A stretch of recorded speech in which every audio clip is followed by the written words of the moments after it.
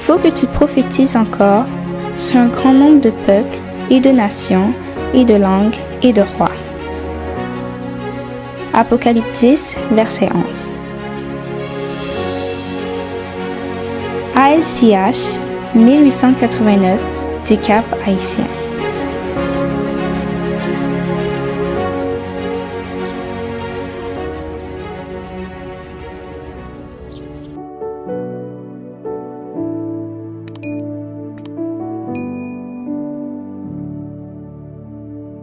L'Éternel, le roi de gloire. Une citation des témoignages de Sœur Ellen G. White. Psaume 24, versets 7 et 8.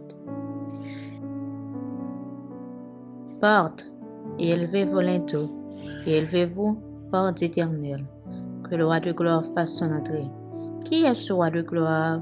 L'Éternel fort et puissant, l'Éternel puissant dans les combats.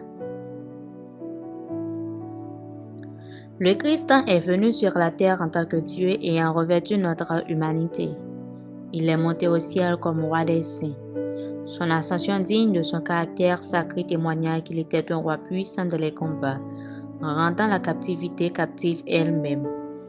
Il fut escorté par l'armée céleste au milieu des acclamations, des hymnes d'allégresse et des chants de louange.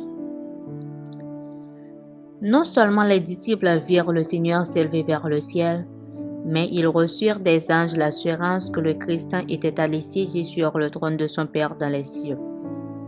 La splendeur de l'escorte céleste et l'entrée triomphale du cortège par les portes éternelles pour accueillir le Seigneur ne pouvaient être discernées par aucun œil humain. Si la voix du Christ le conduisant au ciel avait été révélée aux disciples de sa gloire indicible, ils n'auraient pu en supporter la vue. Leur esprit ne devait pas demeurer dans le ravissement des splendeurs célestes, car ils auraient perdu de vue le caractère du Christ sur la terre, ce caractère qui devait leur servir de modèle. Il fallait qu'ils gardent nettement dans leur mémoire la beauté et la majesté de la vie du Seigneur, l'harmonie parfaite de tous ses attributs et l'union mystérieuse de sa divinité et de son humanité. Quelle source de joie pour les disciples de savoir qu'ils avaient eu un tel ami qui plaidait maintenant dans le ciel en leur faveur. À travers l'ascension visible du Christ, la vue des cieux et leur contemplation avaient été modifiées pour eux. Ils pouvaient désormais regarder le ciel comme leur future demeure, leur place y ayant été préparée par leur bien-aimé Rédempteur. Leur prière était nimbée d'un nouvel intérêt puisqu'ils étaient en communion avec leur Sauveur.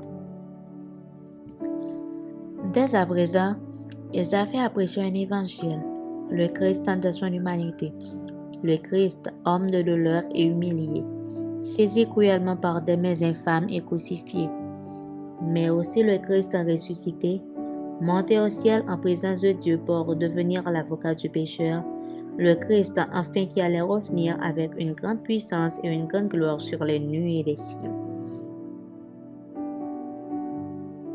Puissance de la grâce, page 49, paragraphe 2 à 6.